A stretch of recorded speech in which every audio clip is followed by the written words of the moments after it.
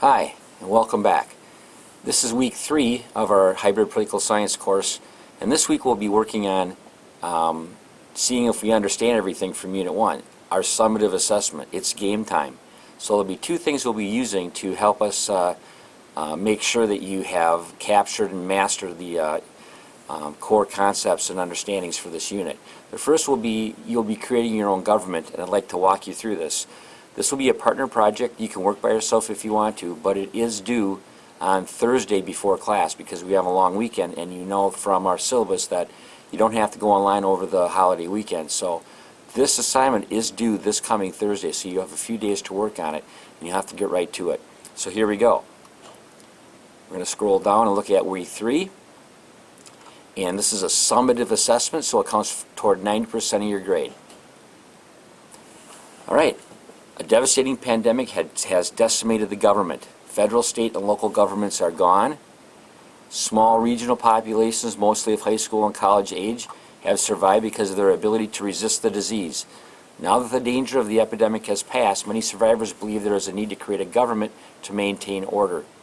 By coincidence, you just completed my class, Unit 1, and you believe you have the basic knowledge needed to get the job done. So you and a partner from class, you can work alone if you wish, volunteer to create a basic set of rules and a constitution and an explanation of why your proposed government should be considered legitimate. This is a 25-point summative assessment. So what will you need? In a strong paragraph, number 1, explain the functions of your government. So if you need to go back and look at that from your work, you can do that. So you can go back to week 1 and look at the functions of government and see what you want to include. That's 5 points.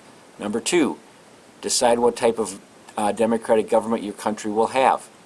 In a strong paragraph, once again, explain the structure of your government, and the terms that you're going to probably want to include are whether it's going to be a direct or indirect democracy, what kind of representation you'll have, how you'll separate the powers in your government, if there'll be checks and balances, your constitution, will there be a Bill of Rights.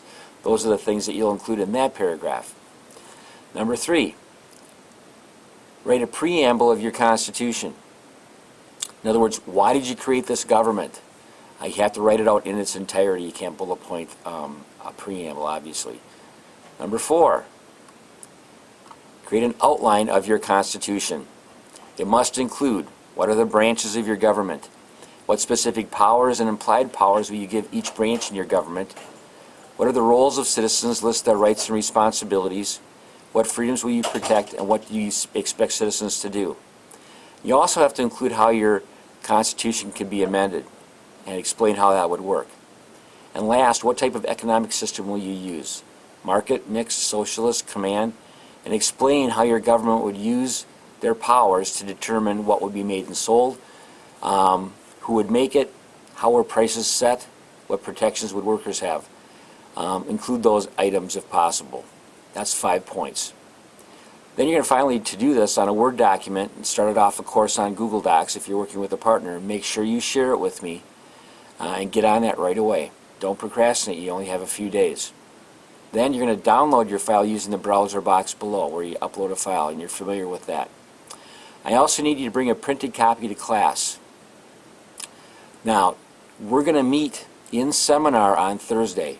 So normally we wouldn't meet on Thursday, but you will have to come on Thursday because that's the day that we're going to take the exam and turn in this printed copy. But I'll tell you that in seminar on Monday, April 2nd. All right, good luck with this assignment, and I'll see you in class today.